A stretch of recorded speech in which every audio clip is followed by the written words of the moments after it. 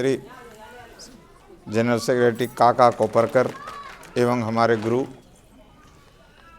निगड़े काका, रमेश काका और बड़े भाई जैसे भरद्वाज भैया जो हैं, इन लोग सभी को आज इस कन्वेंशन की तरफ से और मेरे तरफ से आप यहाँ समय दिए इसके लिए सादर प्रणाम। साथ ही हॉल में बैठे हमारे रनिंग साथी, उनके परिवार, माता, बच्चे और बहनें, ये इस तरह के कन्वेंशन में इसके पहले सोलापुर में हुई थी और अभी फिर हो रही है। ये हॉल दिखने को लगता है बहुत बड़ा, हमारे साथी लिमिट में हैं। मैं आपसे एक रिक्वेस्ट करूंगा कि आप कंपैक्ट में बैठें। सेना का एक सिद्धांत है कि वो टुकड़ी में होती है लेकिन दिखती है अच्छा, गैप बीच में नहीं दिखना चाहिए, ये कमजोर का संकेत होता है। पर जब बोला है तो आप कंपैक्ट में बैठे क्योंकि आपका फोटो वायरल होगा। आप यहीं तक सीमित नहीं हो, भारत सरकार का होम मिनिस्ट्री एक एक पल ले रहा है मेरा रिपोर्ट। तो आप ये है। अब चले इस कन्वेंशन का मूल बिंदु क्या है? अधिकार सम्मेलन। इस शब्द की और इस निर्णय को संगठन क्यों लिया? जब देखा गया कि जो आपके एस्टेब्लिशमेंट के अंदर जो आपके अधिकार क्षेत्र है उस पर कटौती हो रही है, संवैधानिक अधिकार की कटौती हो रही है, तो निश्चित रूप से ये बात आई कि हमें अपने वर्कर को अधिकार बताना है। तभी तो उनको नहीं मालूम है, इसलिए अधिकार की कटौती हो रहा है। हमेशा प्रबंधक और कर्मचारी के बीच एक लड़ाई चलते रहता है। ये इकोनॉमिक्स का थ्योरी है। प्रबंधक हमेशा आपके वेजेस को अलग अलग तरीका से काटने का कोशिश करता और कर्मचारी के प्रतिनिधित्व हमेशा आपके जो हो कटौती अधिकार है लिखित जो एस्टेब्लिश्ड मैटर में है उसको दिलाने का प्रयास करता। और इसी के बीच का एक है कि हमें उन्हें अधिकार को देगा, क्योंकि टेलीफोन पे बहुत आते हैं, ये कैसे होगा? आपको ही नहीं पता है कि हमारा स्थापना नियम में क्या संवैधानिक प्रावधान है। इसी शब्द के मंथन के बाद संगठन ने अधिकार सम्मेलन का एक लिया निर्णय अप्रैल 2010-12 को। उसके बाद फुलेरा में हुआ। ये 4 महीना के दौरान कहीं कहीं हुआ, कहीं कहीं छूट गया, सेंट्रल रेलवे छूटा हुआ था। तो यहां भी निर्णय काका ने कहा कि निश्चित से मैं सेंट्रल रेलवे में लूंगा और सेंट्रल रेलवे काका के निर्देश पर पुणे कर रहे हैं यह अधिकार सम्मेलन। इसके लिए सेंट्रल रेलवे संगठन आपको धन्यवाद देता है, आभारी है कि आपने समय दिया और हमारे परिवार को भी सुनने के लिए आमंत्रित किया और उनका समय लिया। बात ऐसी है कि अधिकार किसको कहते, कहां कहां लिखा हुआ है? बाबा साहब अम्बेडकर का फोटो है। भारत में सबसे बड़ा कोई अगर रूल है, कोई बड़ा दस्तावेज है तो वह संविधान है। इसके बड़ा कोई भी रूल नहीं है। उस संविधान में उन्होंने लिखा है वर्कर का अधिकार क्या होना चाहिए। आप में से कोई ऐसा है कि भारत के संविधान जो पीडीएफ में है उससे वो धारा निकाल सकते हैं? बोलिए, कोई है बहुत सारा। अगर आप में कोई कलाकार है, बी होल्डर है, बी इलेक्ट्रॉनिक या कंप्यूटर से, तो आप बनाइए। उससे भारत सरकार के जो पीडीएफ है अधिकार संविधान का, उसमें जो जो धारा है उसको एक जगह कीजिए, हिंदी और अंग्रेजी, और लोगों के बीच दीजिए। हालांकि संगठन कोशिश कर रहा है इसका, लेकिन आपके बीच में है कोई तो इसको कीजिए और तब आपको समझ आएगा कि संविधान में लिखी हुई बातें और आचरण और एस्टेब्लिशमेंट में लिखी हुई बातें एक समान नहीं, वो नीचे है। सबसे बड़ा संविधान है, तो हमारा संविधान में जो अधिकार है उसकी कटौती हो रही है। इसलिए संगठन अधिकार सम्मेलन का आयोजन कर रहा है। तो साथियों, अब मैं अधिकार क्षेत्र के अंदर कौन कौन है इसको 2 भाग में बांट देता हूं। एक जिससे आप ज्यादा पीड़ित है वह है आवर्स ऑफ एम्प्लॉयमेंट, जिसको शॉर्ट में HUR कहते हैं, आप इससे ज्यादा पीड़ित हैं और आपके साथ आपके परिवार भी पीड़ित है, आपके माता बहने, पत्नियां और बच्चे भी पीड़ित हैं, तो संगठन इसको टॉप पे रखा, क्योंकि पैसा 2 रुपया कम ज्यादा में चल जाएगा। लेकिन यदि हमें रेस्ट और परिवार को देखने के लिए समय नहीं मिला तो वो पैसा किस काम को? जो इसको 20 लाख का कार लेते हैं और 20 दिन में 2 बार नहीं चलाते, बैटरी डाउन हो जाता। यही चीजें आपको दिलाने के लिए HUR का कोशिश किया जा रहा। क्यों कि आपका जो अधिकार है वो कैसे कटौती हो रहा। मैं कई बार पुणे डिवीजन सारे को दिया कि आपका हेडक्वार्टर रेस्ट और पीरियडिकल रेस्ट को कैसे कटौती हो रहा है। मैं यहां इसलिए बताना चाहूंगा कि पुणे और सोलापुर में ये ज्यादा समस्या है। हालांकि ऑल इंडिया में है, लड़ाई चल रहा है, लेकिन वो जो दे रहा है रेलवे उसमें भी कटौती हो रहा है। आपको every sign off at the headquarter 16 घंटा का प्रावधान है, अब उसमें भी 2 घंटा कटौती कर रहा है। स्केल ऑफ रेस्ट 16 घंटा है, मैंने कहता रूल में है। 1974 और उसके पहले भी था, ये अलग है, ड्यूटी आधार पे कम बेसी हो। लेकिन जब आपको PR दिया जाता है तो आपको हेडक्वार्टर ड्यूटी के बाद जो 16 घंटा मिलना चाहिए वो नहीं मिलता, सिर्फ 30 घंटा मिलता। और PR में कहीं नहीं लिखा है कि साइन ऑफ के बाद PR शुरू होगा। साइन ऑफ के बाद हेडक्वार्टर रेस शुरू होता है और headquarter rest average sign off time मिलता है, लेकिन पीरियडिकल रेस 14 दिन में 2 और कम से कम महीना में 4। ये आपका रेलवे एक्ट 1980 धारा 133 HUR 2005 का रूल नंबर 12 भी पढ़ ले। मैं आपको बहुत बार शेयर किया हूं, फिर बोलेंगे तो शेयर कर दूंगा, क्योंकि आपको जानना है, आपको एजुकेट करना है। आप पढ़े लिखे हो के भी अनपढ़ है। किसमें? रेलवे आपको नहीं पढ़ाती। क्या पढ़ाती? खाली स्पीड कैसे रोकना। लेकिन स्पीड रोकने के लिए जिस कैप्सूल और इंजेक्शन की जरूरत है वो आपको नहीं दे रहा है, तो रेलवे कहां दे? अब एक प्रश्न उठता है कि 12 साल से एक डॉक्टर एक मरीज को चेक कर रहा है, जांच कर रहा है, इलाज कर रहा है, मरीज ठीक नहीं हो रहा है, तो कहां संभावना है कि गलती हुई? डॉक्टर का ऑब्जर्वेशन गलत हो सकता है, क्योंकि ऑब्जर्वेशन अगर सही होता और दवा और दारू सही देता तो पेशेंट ठीक हो जाता। रेलवे ने कभी यह नहीं देखा कि स्पीड के बुनियादी कारण क्या है और कैसे दूर किया जा सकता है। ये रेलवे नहीं है प्राइमरी के रूप में लोको पायलट को दोषी देके उसको काउंसलिंग करो, बाकी को, और जो मर गया उसको जाने दो, दोषी बता दो, और जो है उसको कौन, यही काम किया है। तो साथियों, ये जो सब्जेक्ट है, अगर उसके पीछे जो बनता है रेस्ट का प्रावधान वो नहीं दिए तो क्या नहीं हुआ? लोग कहते हैं कि नहीं 30 घंटा में रेस्ट लेकर आया, फिर भी स्पेड किया। क्यों किया?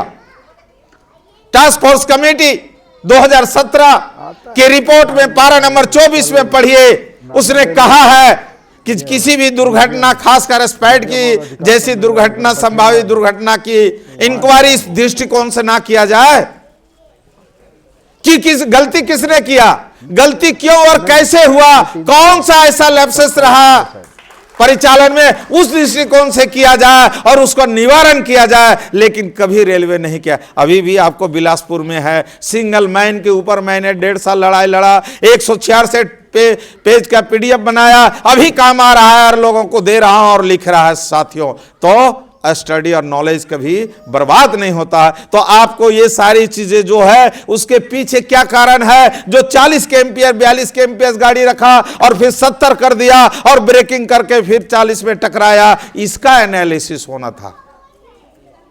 इसका एनालिसिस होना था कि ऐसा बिहेवियर लोको पायलट क्यों किया।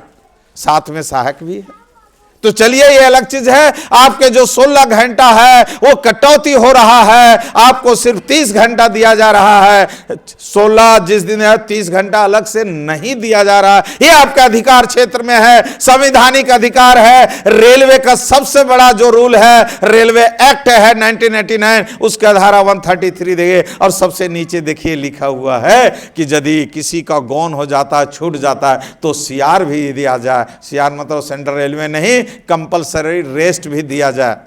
उसके बाद कभी किसी ने पढ़ा? मैं सुपरवाइजरों से यही भी आवेदन करता हूं कि आप पढ़िए, आपके में ये है ड्यूटी में। GR 2.03 में लिखा है कि सुपरवाइजर सुनिश्चित करेगा कि उसके अंदर काम करने वाला कर्मचारी नियम पूर्वक काम कर रहे हैं और रेस्ट ले रहे हैं। और जिस दिन आप मांगेंगे उस दिन कहेंगे है ये नहीं, क्योंकि वो कभी पढ़ा ही नहीं है। तो जब सुपरवाइजर नहीं पढ़ा तो अधिकारी पढ़ेगा क्या? अधिकारी को तो सुपरवाइजर वो इसका नोट चाहिए और उसी पर विश्वास चलता है, उसी पर काम हो रहा है। और जब इसमें संगठन दबाव देता और कहा, तब उनको लगता है कि अरे ये तो गलती हो गया।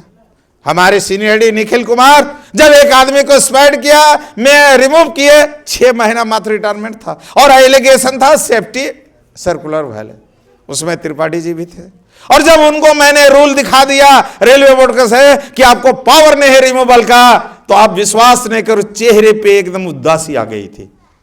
इस संगठन का ये ताकत था कि उसको बताया और रिक्वेस्ट किया कि इस तरह का भविष्य ना करे। उसके बाद 4 स्पेड हुआ और वो किसी को पनिशमेंट नहीं दिया, बिना पनिशमेंट ट्रांसफर चला गया, भले फाइल दबा के गया। और जितने थे पार्टी हैं उनको लर्निंग देके वर्क कराया, बाद में उनको इंक्रीमेंट और डाउन किया है। तो ये होता है नॉलेज, ये अधिकार है। तो आप ये कब करोगे? जब आप पढ़ोगे साथी। अब बात रही ये जो 16 घंटा का कटौती हो रहा है, मैंने ग्राफ भी बनाया और ग्राफ भी आपके बीच में डाला हूं, फिर डाल दूंगा। ये ग्राफ मैंने 7 अगस्त को रेल मंत्री अश्विनी वैष्णव के हाथ में दिया हूं बैठ के मीटिंग में। आप वीडियो वायरल देखे होंगे। हम लोग 7 आदमी थे, जब उनके साथ में 3 ग्राफ दिया और बाकी चीजें, तो बोलते ये क्या है? बोले आपको समझ में नहीं आएगा सर, ये 3 अधिकारी खड़े हैं, 3 थे खड़े, इनको दीजिए और यही अध्ययन करके बताएंगे कि ये ग्राफ क्या बताता है। जब 10th पास एक ITI होल्डर इतना समझ सकता है, तो आपके अधिकारी आपके पेज में जो लिखा है ये फॉल्स लिख के दिया, ये मुंह पर बोला रेल मंत्री को। कब? क्यों? ये संगठन की शक्ति के चलते, आपके नॉलेज के चलते। और उसके बाद उसने कहा कि इनको कमेटी के सामने, हालांकि उतने से समझ से। और उसका सबसे बड़ा जड़ है कि आज तक PNM में, आज तक JCM में, रेलवे बोर्ड में किसी संगठन ने नहीं उठाया कि हमको 16+30 दे। किसी ने नहीं उठाया, क्योंकि किशोर वैभव डायरेक्टर ने बोला था कि इंटरप्रेट हो रहा था, उसको भी मैंने दिखाया था। और लेकिन मैं अधिकृत नहीं हूं, यहां बिना अलग अलग तरीका से उठाना पड़ेगा, JCM में उठाना पड़ेगा और तब कहीं के मैं ये चीजेगा। और यही बात है, लेकिन आज तक नहीं है। जो भी साथी बैठे हों, यूनियन के हों या अदर संगठन के हों, आपसे रिक्वेस्ट करूंगा कि आप वहां बोलिए कि आगे उठाइए, क्योंकि अलग अलग तरीका, यही मेरा मिशन होगा, यही मिशन बना के रखा हूं कि जब तक मैं इस पर लड़ते रहूंगा। 12 साल में लोग खाली समझा कि ये मेरा अधिकार है, लेकिन उसके 12 साल में क्या होगा इन्हें? क्यों?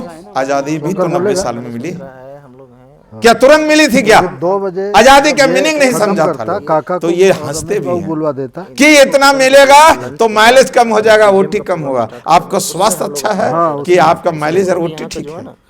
बोलिए, हमारे परिवार के लोग हैं, आपके साथ ज्यादा रहेंगे, वो अच्छा है। क्या दिन रात मशीन बन के पैसा लाके आपके हाथ में दे, वो अच्छा होगा? ये आपको तय करना है और इन लड़ाई में आपको साथ देना है, क्योंकि पैसा सब कुछ नहीं होता। हेल्थ इज वेल्थ, हेल्थ ही सबसे बड़ा होता है, हेल्थ है पैसा कमा। तो ये आपका अधिकार क्षेत्र है। संगठन ने, सदर्न रेलवे ने इसको आंदोलन किया, चार्जशीट हुए, ट्रांसफर हुआ, लेकिन किया। और हम भी ये डिमांड कर रहे हैं, कोई GM क्या बोलते हैं, कौन सा रेलवे में लागू हो रहा है? यानी इसका मतलब देने का है। आपकी जिस दिन वैकेंसी भर जाएगी, जिस दिन फुल हो जाएगा, उस दिन ये अधिकार मिल जाएगा। लेकिन कंटिन्यूटी बनाए रखना है अपने डिमांड में, अपने आंदोलन में, कि हमारा अधिकार है 16+30। तो साथियों, दूसरा ड्यूटी आवर्स, आ गया। आप कंटिन्यूअस कैटेगरी में हैं, आपका ड्यूटी आवर्स 8 घंटा है, परंतु आपका प्रिपरेटरी कम्प्लीमेंट्री वर्क बना के रखा है।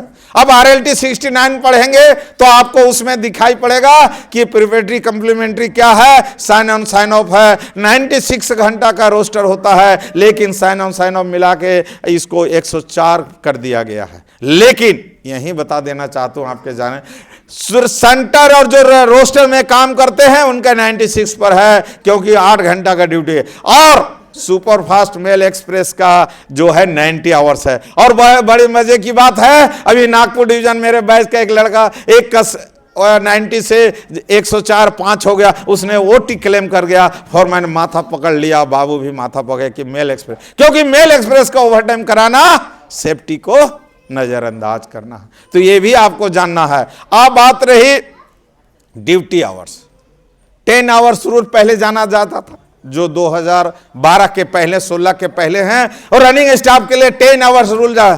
तो यदि पहले 10 आवर्स रूल था तो आज 12 घंटा कैसे हो रहा है, किस नियम के तहत हो रहा है, क्यों हो रहा है, ये भी आपको जानना है। उसी 10 आवर्स रूल को उसी तर्ज पर 9 आवर्स बनाया, समान परिस्थिति में और विषम परिस्थिति में एक सूचना देके आपको दूंगा। लेकिन पुनः और 16 पूर्ण तो रेगुलर कर दिया गया कि 9+2+1। उस अधिकारी को, उस सुपरवाइजर को ये नहीं पता है कि 9+2+2 क्या है।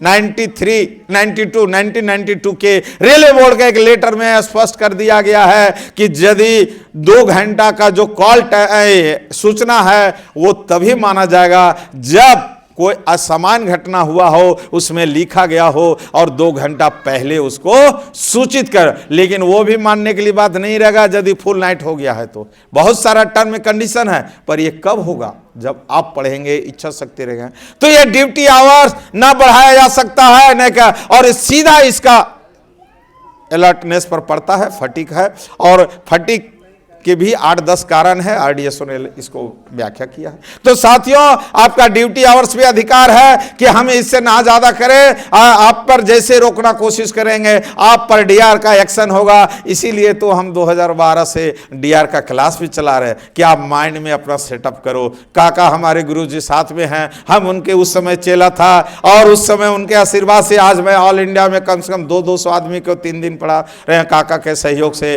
तो ये आपको भी जिम्मेदारी है कि जहां भी DR क्लास हो, जहां ट्रेड यूनियन क्लास हो, आप वहां जाए, अपनी ज्ञान का वृद्धि करें। अभी भी सिकंदराबाद में 3 दिन का संगठन चला रहा है ट्रेड यूनियन क्लास, वहां मिक्स है, सारा सब्जेक्ट है, 3 दिन में पढ़ाने वाले अलग है। आप जाइए, सीखिए, अपना छुट्टी लेके सीखिए, देखिए क्या हो कर रहा है। ड्यूटी आवर्स आपका किसी भी कीमत पे है।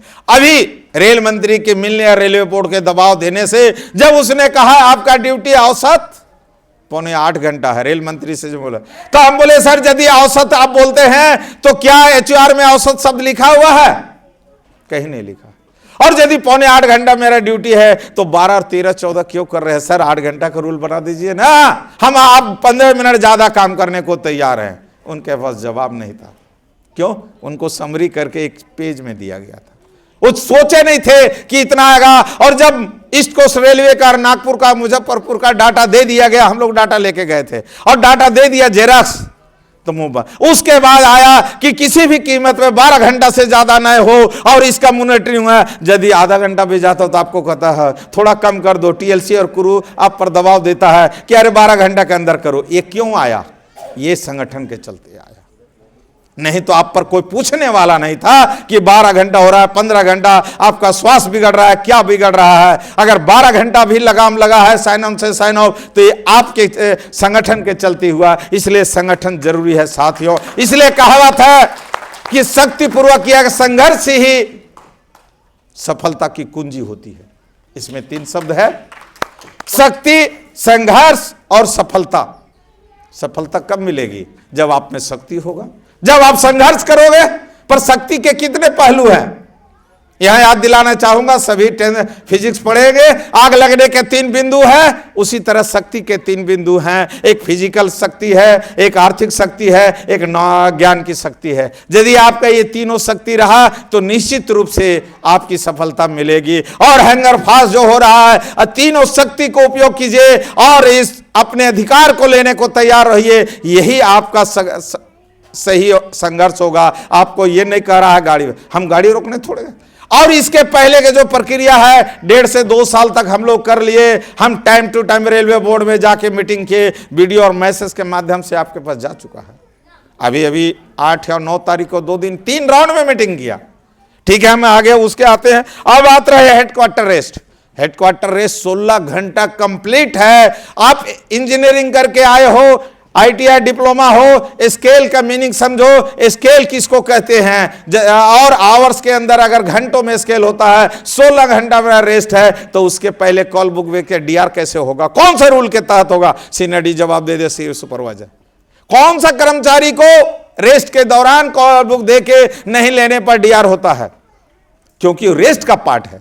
यही कारण है कि आपको 16 घंटा के बाद भी 2 घंटा जो कॉल टाइम है वो ड्यूटी का नोशनल पार्ट है, जिसके चलते आपको IOD मिलता है। और उसका भी 1.5 साल में मैंने लड़ा और 12 IOD अपने डिवीजन में कराया, क्योंकि कॉल टाइम के पीरियड में IOD नहीं देता था। और उसका लड़ाई लड़के एक PDF बना के आपके अधिकार को सुरक्षित किया, क्यों सबसे ज्यादा आप IOD में होते हो। और घर से आने के दौरान और साइन ऑफ करके जाने के दौरान, अभी भी हमारा 2 साथी IOD में है जो घर से जा रहा है, ड्यूटी करके जा रहा था, कुत्ता टकराया और IOD। तो ये आपके नॉलेज और आपके दस्तावेज अधिकार को बचाने के लिए संगठन हमेशा प्रयास रहता है। आपको संगठन के साथ रहना है। तो साथियों, अब हेडक्वार्टर की बाहर, अभी एक साथी ने बोला कि जो हमारा कटौती होता है उसको आधा ड्यूटी मांगे। आपका डिमांड है, पर ये पे कमीशन का पार्ट नहीं है। आपको यह भी जानना पड़ेगा कि ये पे कमीशन का कार्य क्षेत्र क्या है, टर्म एंड कंडीशन क्या है, उसका वर्क क्या है, ये HR का पार्ट है। इसलिए आपको यहां नहीं है, क्योंकि कभी भी पे कमीशन HR को नहीं देखता। आपको बता दूं यहां जानकारी के लिए, 8CPC के घोषणा के बाद हमने सोचा कि ये बार वो बहुत सारे चीजें बोलता है, उसके लिए मैंने 8CPC ग्रुप बना दिया। और 8CPC ग्रुप में प्रत्येक रेलवे में कम से कम 3 हैं, एक जनरल सेक्रेटरी और 2 ऐसे सहायक लोको पायलट जो कंप्यूटर जानते हो, इंग्लिश हिंदी जानते हो, और ये और मेल में चलते, क्यों उनको समय काम करना पड़ेगा। और इस केस में आपका पिंटू भी इस ग्रुप में है। और 1st CPC से लेकर 7th CPC सारा PDF आज हर रेलवे के पास उपलब्ध करा दिया है। आप स्टडी करो, आप इसको देखो कि आपके बारे में क्या लिखा है। क्यों कि अभी एक समस्या आई है कि आपका माइलेज DA के इंडेक्स में नहीं है, इसलिए माइलेज रेट नहीं बढ़ेगा। इसी सोच के लिए मैंने किया। लगभग 17,000 रुपया लग गया प्रिंट कराने में। उसके अलग अलग आएगा 1948 का रनिंग अलाउंस, 1968 का रनिंग अलाउंस और 1981 का रनिंग अलाउंस, ये सारे कॉपी प्रिंट करके रहे। और उसमें देखिए एक समस्या आ रही है, अगले पे कमीशन में आएगी, डिप्रेस पे नहीं रहा। आपका क्यों ना 30% काट दिया जाए? क्यों? RAC 2002 जिसका रिपोर्ट 2005 में आया, मैं वहीं से जन्म हुआ हूं आंदोलन में। वहां पे उसका जीन आज तक खत्म नहीं हुआ है कि पे एलिमेंट का इनका कम करे, क्योंकि जब लमसम बनता है तो हम भी कहीं प्रचार कर देते हैं और रेलवे भी PSA लिप से देख लेती है कि इनका कितना, चाहे वो 3 महीना का माइलेज हो या 4 पीरियड का OT, 2 से 3 लाख देता है और कहते इनके DRM से भी ज्यादा होता है।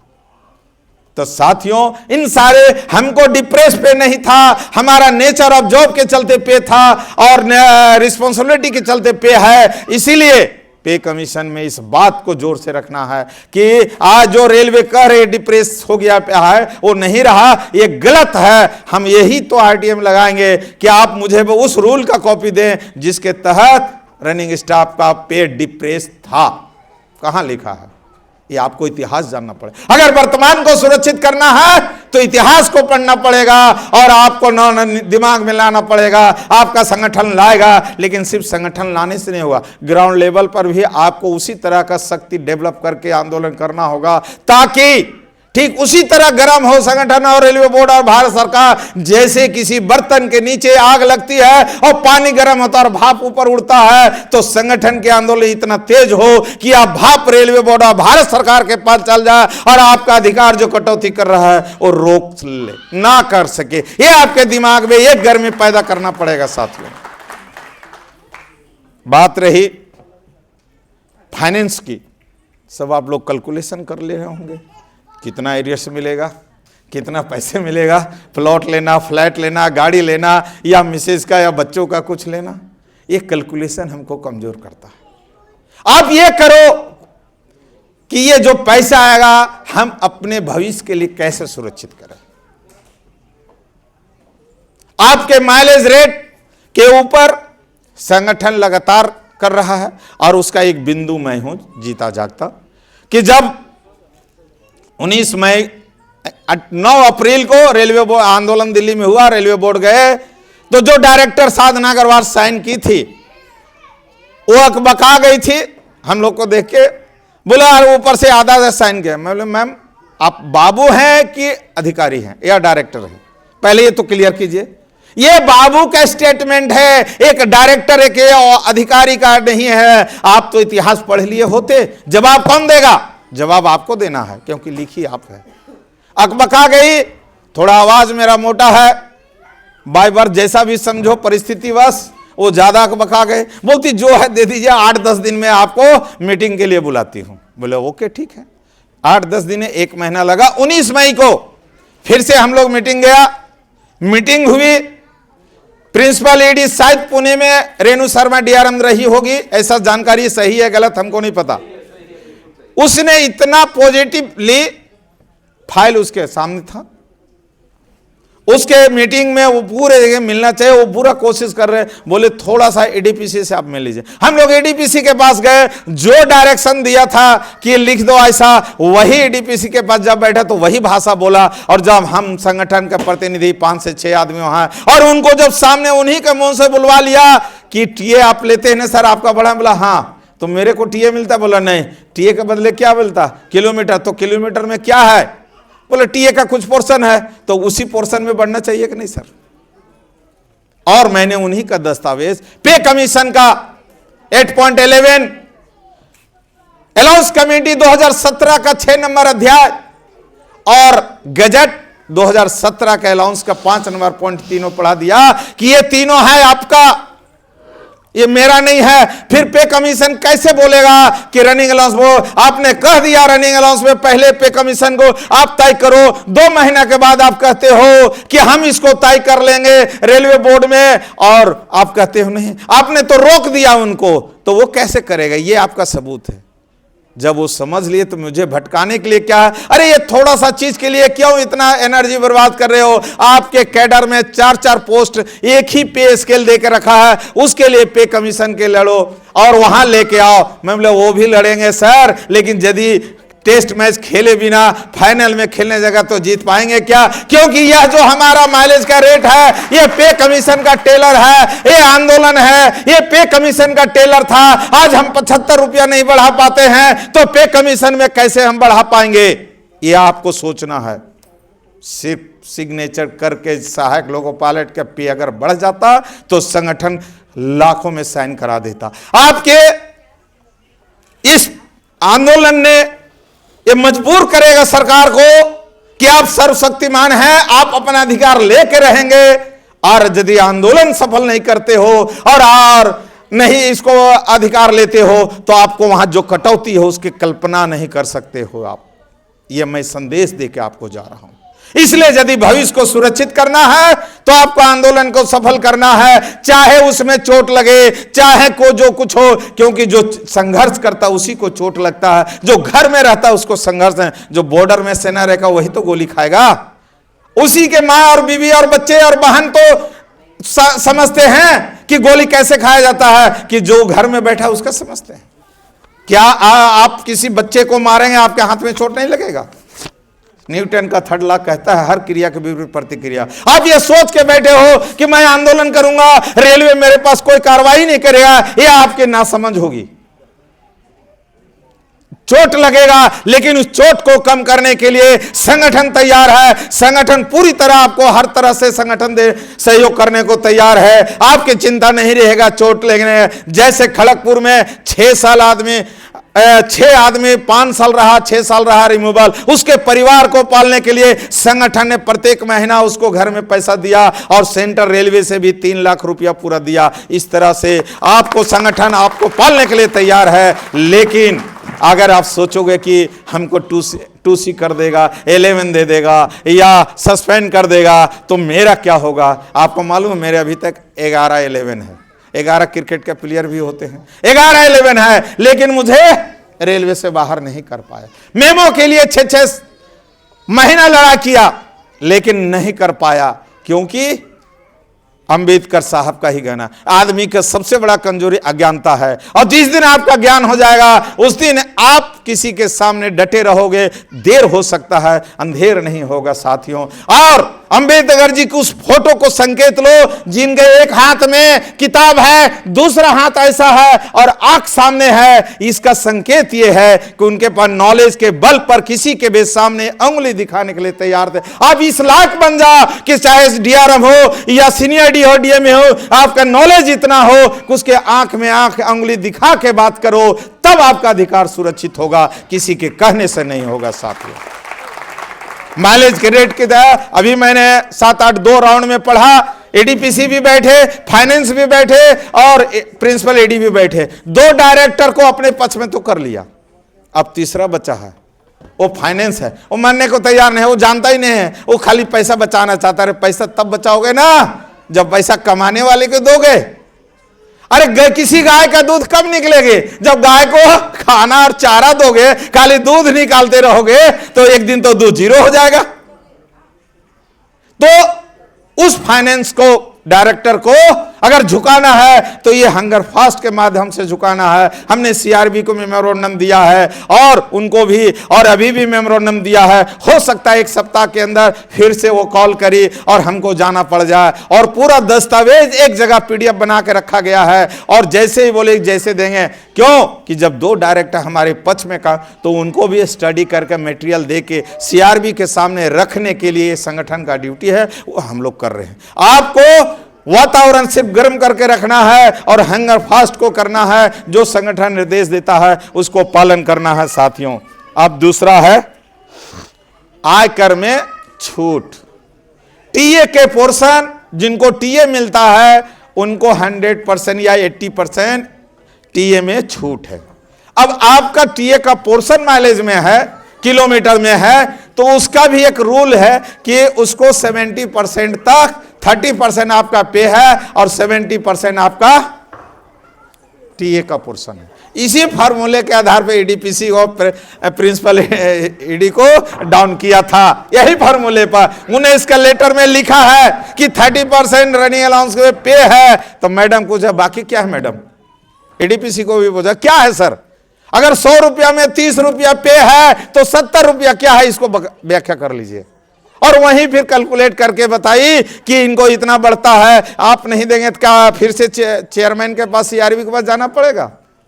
फाइनेंस के पास जवाब नहीं। तो ये भी है, उसका भी फाइल बना लिया। लेकिन जब तक ये नहीं डील होता है तब तक इनकम टैक्स का डील नहीं हो पाएगा। और वह आपके पॉकेट में अगर 20,000 रुपया माइलेज आता है तो 10,000 ही इनकम टैक्स में होता। बाकी 10,000 का यदि 20% में आप आते हो तो 10,000 का कितना हो जाएगा? 2,000 महीना में कर। जिसका 35,000 आता है उसका 7,000 हो जाएगा। और 12 महीना में कितना होगा?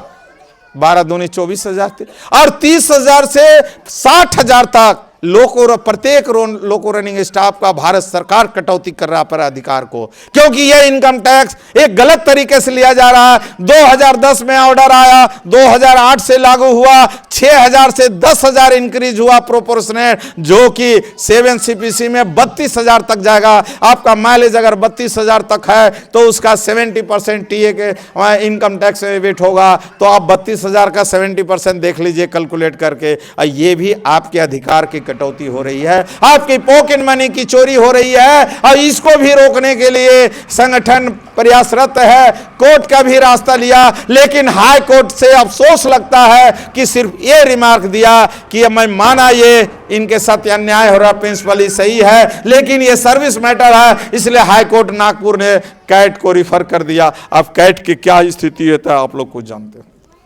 फिर भी संगठनात्मक रूप से ऊपर हम लोग लड़ रहे हैं। तो ये आपके अधिकार क्षेत्र को कटौती हो रहा है। अब क्वेश्चन आती है कि 30% की कटौती कहां कहां हो रहा। एक हमारा जीता जागता यही है भारद्वाज। जब इनका प्रमोशन हुआ, डिपार्टमेंटल प्रमोशन है ना, कोई यूपीएससी तो नहीं लिखे, कोई स्टाफ सिलेक्शन तो नहीं लिखे, रेलवे के बाहर तो नहीं गए, आपके स्थापना नियम के अंदर आपने प्रमोशन दिया, आपने सिलेक्शन किया, तो जो बुनियादी वसीयतनामा 30% है उसका कैसे कटौती होगा। और मास्टर सर्कुलर 56 में ले रहा कि जो वर्कर ले रहा था पे, वो उसका वहां होगा। अब पे के डिफिनेशन में बेसिक पे प्लस 30% ऑफ द बेसिक, ये दोनों आता है, और ये दोनों, ये भी एक कटौती चल रहा। आपको प्रमोशन ना मिले, आप ले वो प्रमोशन, आप पे कटौती करके लो, यही एक रास्ता रेलवे है। उसी तरह कहीं कहीं एलआई बनने में, अब इसको गलत कैसे साबित करेंगे। जो एलआई बन के एडीएमए बन रहे, उनको 30% मिल रहा है क्योंकि एलआई में ले चुके हैं, और यहां उनको पे मिल रहा है। भले रिटायरमेंट पेंशन में उनको नहीं है, लेकिन यहां उनको दे रहा है, पर लोको पायलट से जाएगा उसको नहीं है। यही साबित करता है कि रेलवे का इंस्ट्रक्शन रॉन्ग है। ये तो डिपेंड करता है आपके समझ। यही मैंने भारद्वाज भैया से बोला कि आप लड़ोगे आपको मिलेगा, अभी नहीं रिटायरमेंट के बाद भी मिलेगा। ये आप लड़ाई के ऊपर है, सोचोगे पत्राचार है, नहीं, क्योंकि इंस्ट्रक्शन छोटा होता है, रूल बड़ा होता है, और रूल में आपका लिखा है वसीयतनामा 30% आपका बेसिक का एक पार्ट है। दूसरा साबित का, अगर वो बेसिक का पार्ट नहीं होता तो जब आप मेडिकल डिकेटराइज होते हैं तब आपका 30% मिला दिया जाता है, और उसके ऊपर भी इंक्रीमेंट आता है, उसके भी नाइट ड्यूटी काउंट होता है, उसके लिए भी अदर बेनिफिट मिलता है। तो this is a part of the basic पे। इसको एक उदाहरण के रूप में आपको समझाना चाहूंगा। एक एप्पल लीजिए, उसका एक पार्ट काट लीजिए 30%, दोनों को अलग कर दीजिए। अब दोनों में क्या अंतर रहा, दोनों के प्रॉपर्टी में क्या अंतर रहा। कोई प्रॉपर्टी में चेंज नहीं हुआ, सिर्फ आकृति में चेंज हुआ। ये ट्रिंगल जैसा बन गया, ये गड्ढा बन गया, लेकिन जो गुण था एप्पल का वो ये बड़ा पार्ट में भी है और ये छोटा पार्ट में भी है। इसलिए कहता हूं बेसिक पे और 30% दोनों पे मूल पे का अंग है। इसको अलग अलग आप ना समझे। यहां दूसरा कटौती कहां हो रहा है, एक्सपायर्ड आप करेंगे, हो जाएगा, करते नहीं हैं, आपसे हो जाता है, एप्टीट्यूड टेस्ट पास फेल हो जाते हैं, असिस्टेंट ट्रेनिंग नहीं देंगे। एक एपीओ का क्लियरिफिकेशन रेलवे बोर्ड में जाता है और 22 ने तरीके से उसका जवाब देता है। अभी फेडरेशन वाले को भी जवाब दिया है, हालांकि संगठन लिखा है उसको भी लड़ेंगे। लेकिन जिसको ये नहीं मिल रहा है आपके डिवीजन में या दोनों डिवीजन में, एक डाटा मानिए, ऐसे कैसे कितने लोग हैं जिनको नहीं मिला है, जहां भी देता नहीं दिया। रेलवे में लड़के 10 साल बाद भी हम ले लेंगे, लेकिन लड़ना उसको पड़ेगा, संगठन साथ देगा, संगठन भी लड़ेगा। लेकिन वो अगर नहीं चाहेगा तो कोई भी व्यक्ति उसके लिए खाते कच्ची लड़ाई नहीं लड़ देगा। ये माइंड में है। कटौती यहां भी हो रही है। तो साथियों, और भी बहुत जगह कटौती हो रही है जिसको आपने, आवर्स बुकिंग में कटौती है, आवर्स बुकिंग में कटौती है। इसको डीप में यहां नहीं लाना चाहूंगा। अब प्रश्न उठता कि इन सब कटौती के ऊपर संगठन बार बार आप लोगों को ध्यान दिलाता, अलग अलग तरीका से, अलग अलग वे में आपको बताता। लेकिन आप जब नहीं पढ़ोगे तब क्या कैसे होगा, आपको पढ़ना पड़ेगा। और इसी सब अधिकारी के कटौती होने वाले अधिकार की